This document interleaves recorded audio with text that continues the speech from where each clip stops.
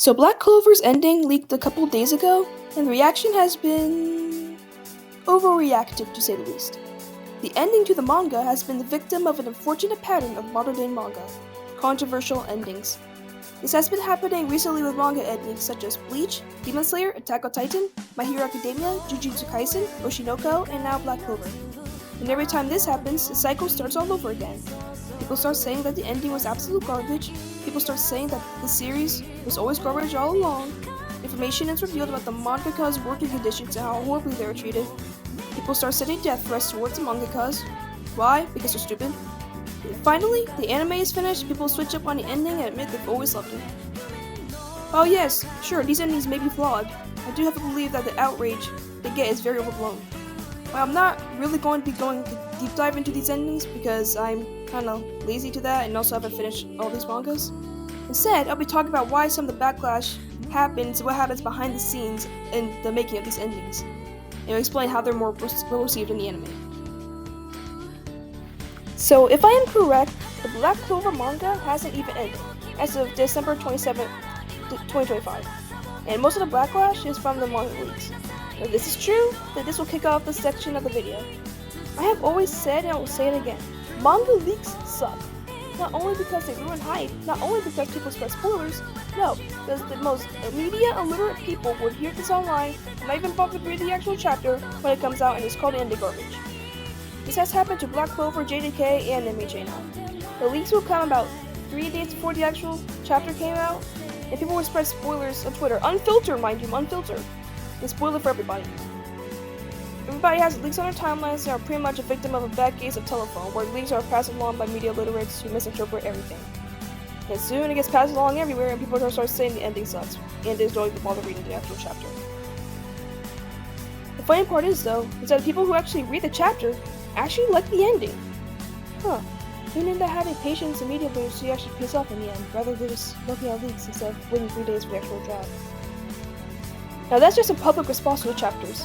Let's have a look behind the scenes. I think it's pretty well known how horribly manga authors are treated in the industry. Dropping a new chapter every week, having to storyboard, draw, and write the events of the next chapter is very tiring and has actually affected the health of these authors. The most infamous example has to be the mangaka for Hunter x Hunter, Yoshihiro Togashi. Togashi is known for going on hiatus multiple times during the manga's run as because of health or back-related problems. I wonder why he has to go through so many hiatuses. It's almost as if sitting at a desk with drawing for 7 days a week, multiple times a year, isn't pretty good for you. So I'm gonna say something right now.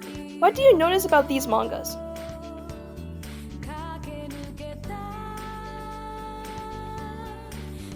If you chose the answer B, congratulations, you are right. Shonen Jump is the most popular manga company in not just Japan, but probably the entire world. At the cost of this, however, the actual people who are making this company popular and making it money are getting hurt in the process. Heck, it's stemming away from Shonen Jump now.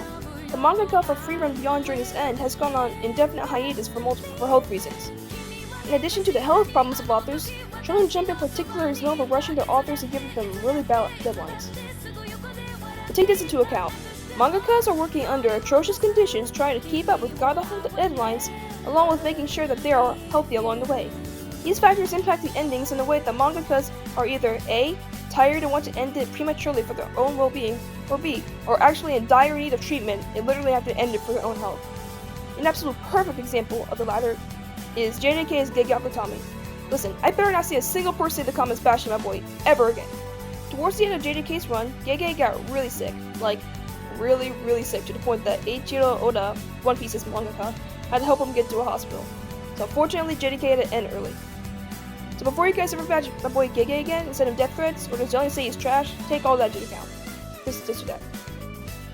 And hey, for the heck of it, I'll also bring in Tabata, the author of Black Clover. So the leaks came out recently with some info about Tabata himself.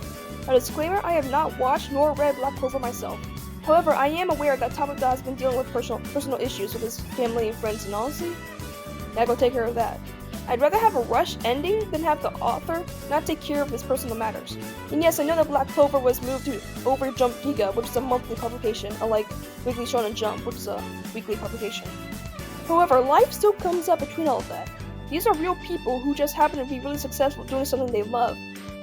but have to deal with horrible conditions and decreasing health. For example, Attack on Titan ended in 2021 after 10 years of publication. However, this ending was probably the most controversial and hated of all the series I mentioned in this video so far. Like, people hated this ending. Heck, there are literal playlists on YouTube filled with 50 plus videos on why the ending sucks. Heck, I even heard people say that the ending was on par with Game of Thrones. And golly. So with feedback such as this, you think that when the ending came in the anime, you think even more hate was happening because AOT is one of the most popular animes. But no. When the final episode of the anime came out, people loved it. Before, if you were to praise the AOT ending, you would have been dogpiled. But now if you were to handle the AOT ending, people will call you a media literate POS who doesn't understand the themes of the story. The same happened to My Hero Academia. The manga ending in 2024 while the anime just recently ended. I have personal experience with this one though. I remember being in my film class at my school and going on Twitter and seeing how many people hated the MHA ending. Like, not just Twitter, people on my YouTube, my Reddit, and my Twitter were saying this ending was horrible, and horikoshi was just a bad writer and that MHA always sucked. I didn't read the manga back then, nor was I caught up on the anime, so I generally just started to believe everybody said. I remember people saying the exact same things about JDK and gege akutami. However, I wasn't big on JDK back then, and I really liked MHA more back then. Things changed over the years. I was 14 back then, I'm 16 now. Back on topic though. The final episode of My Hero Academia aired about 2 weeks ago as of writing this, and guess what? People love this ending. Heck, even I liked it a lot more than I was expecting. I saw reaction videos of people crying and just being emotional. It's like, you guys hated this? Really?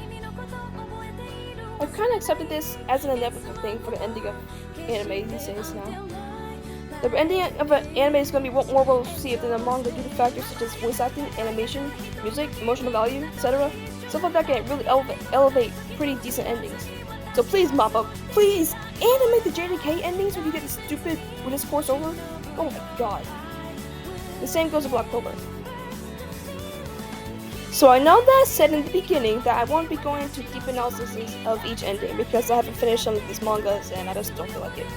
However, I will give you my thoughts on the endings to Jujutsu Kaisen, Demon Slayer, and My Hero Academia. So give me a few seconds to digest the endings. Okay, let's start with Demon Slayer, because it has to be the most inoffensive ending to anything. So Demon Slayer ends with literally every single Hashira pretty much getting murdered in the Infinity Castle, with the only survivors being you and Sonami. However, once they hit 25, they kind of die in a way because of the lore and everything, so yeah, we're kind of screwed. So Tanjiro marries Kanao, Zenitsu marries Nezuko-chan, and Inosuke marries Ao. It's just a basic happily ever after story. Then the final chapter has a fast forward to the future with either the reincarnations of the characters or their descendants, and it really is a wholesome thing. Especially considering that most of these characters are kind of dead, and seeing them happy in the world without demons really brought a tear to my eye. Mind you, Demon Slayer is probably my least favorite out of the ones I listed, but I still think this is really good and it does not deserve to hate against a lot. I heard the reason people didn't like the ending though was because it was cringy and too happy, and my response is, gang, have the cast get obliterated in the final arc. Who doesn't want a happy ending after that, man? Overall, probably my favorite ending of all these, purely because of how wholesome it was. Easily the most inoffensive manga ending here. People were complaining about nothing. Next, we have My Hero Academia. Like I stated earlier, when the ending was released, I generally did think that the ending sucked because of what I heard online. Now that the anime finished, yeah, this ending was way too overblown.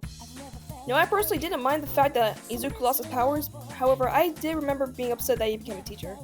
I didn't like this decision because I thought that after everything Izuku went through, he deserved better, you know? However, seeing how happy he was, and all of his classmates waiting for him, really did make me happy. Mind you, I don't even like Izuku Midoriya that much. I really find him annoying. He's just not my type of character either. But seeing him so happy after all he went to, even in the beginning, when he was bullied, really made me enjoy the ending. A perfect example with people that worth the media literacy of a fetus misinterpreting these leaks and making this ending seem like the worst thing in the world. Again, people complaining about nothing. Finally, we have Jujutsu Kaisen, aka the manga with the ending which I think is the most overblown of these three. No wait, Demon Slayer, the second most overblown. So for starters, yes I agree, this ending was unfortunately rushed. However, I think I made myself pretty clear that this is unfortunately because of Gege's declining health conditions. Mind you, I also made it clear that this is an industry-wide issue, so don't be pinning this all on board EA. Anyway, besides it being rushed for obvious reasons, yeah, it was not that bad, guys. Stop overreacting. My nitpicks is go for Sukuna cycle, where pretty much every chapter a new character joined the fray to fight Sukuna and Shinjuku Showdown. They do a den damage and he kind of overpowers them. I understand that Sukuna's probably the most strongest in the verse at this point because Gojo kind of got killed. However, I do think they could probably differentiate it up, in my opinion. My second critique is the infamous Nobara comeback. However, I'm not criticizing it for being out of nowhere. My guy, it has been well established back in Shibuya that Nobara had a chance at survival, and before you give it an the Megami was really sad when Yuji asked. First of all, Megami is the most pessimistic of the three, so it makes more sense for him to have believed that Nobara wouldn't have made it. Second of all, everything added in his story served the purpose. I'm not sure if the term is Chekhov's gun or something like that, but it's true though. If the author goes out of their way specifically for a character to say, hey, I might bring her back, there's a good chance she might come back. It's like narrative writing number 101. However, I do think that her comeback should have been foreshadowed more. I think this is more gege. I think this is more flawed with gege, in my opinion, instead of actually being rushed and everything, because throughout the culling game, and yeah, she kind of was to mention everything. I think she should have died, in my opinion, because it would have been hilarious. But off topic. Those are my only complaints, though. Everything else is great, how much gege could do, until he only had to go to the hospital. My favorite parts specifically are the moments between Megami and Yuji. Seeing Megami so defeated after both Tsumiki and Gojo died was disheartening. Especially since the majority of this fanbase treats him as a laughingstock for stupid agendas. Speaking of that, if you can't even understand the basic points of Megami, and you still slander him at this point, don't be talking to me about this ending saga now. Because you already just didn't understand half his stuff. Sorry about that. So the panel where Yuji tells Megami that he'll be lonely around him just really made me sad. Another part I really liked was during the epilogue where the group was just reading the notes from Gojo and seeing Megami smile. I'd also like to mention that a lot of my favorites were murked in this arc, by the way. Gojo, my boy Kashimo, and finally Choso. Choso's death hit hard, to be honest. His arc of becoming a big brother for Yuji and then dying protecting Yuji, absolute cinema. There are a lot more that I would like to get into, however, I might save that for a future video. This wasn't a video for JDK, and I don't plan on making it about JDK. And mind you, I don't even love the ending else a lot, it's just not a bad ending, guys. Overall, yeah, most of these manga's endings are really ain't that bad, and you guys are overreacting. Obviously, they can feel bloated because, cough cough, the manga has rushed it, guys. Overall, they really are not that bad, they're overblown. Let's see. We have unhealthy working conditions, horrible deadlines, and toxic communities. All a recipe for disaster. Now, my motivation for this video was because of the discourse with Black Clover's ending leaks. However, hopefully to explain what a mangaka has to go through while publishing their manga and how much it makes me mad when people just talk crap on them for factors that they can't even control. Recently, I got into this manga called Kagurabachi, and it's a pretty good shonen. Hopefully it gets an anime. However, towards the latter chapters, I did notice that the art is becoming unfinished. This is a sign that the mangaka is kind of being overworked or just really exhausted. At that point, I just realized that this was a never-ending prophecy that's just going to repeat to the end of time, or until somebody does something about it. So maybe instead of hating the series and the mangaka for stuff that was out of their control, maybe do better and call out Shonen Jump for mistreating their employees, and then maybe hopefully something will change. But until then, please shut up about manga endings when you don't know jack about what happens behind the scenes, especially if they're really not that bad at all. Jesus Christ. Heck, I saw this video while I was writing the script, and please note, I'm not trying to bash this guy at all. No hate to his content or anything. But yeah, no dip, Sherlock. Obviously the ending was rushed. What made me mad though was how not to. How not to? I know. It's called don't get screwed over by life, my friend. Most of these mangaka were either really badly sick and had to take care of themselves, or generally had to take care of their families. Is it tough for the readers? Yeah, maybe. But just remember, these mangaka are literally suffering just to give you absolute cinema. Just remember that whenever you hate on a manga or mangaka for having a rush ending. I'm raging, I don't know why. I might not look like it, guys, but I'm actually a pleasant person, I swear. I just get too passionate about this stuff. God, when Chainsaw Man ends, I'm so excited to see people switch up on Fujimoto, especially how much people praise him. So 2045 when Chainsaw Man ends, I'll be there. I'll remember.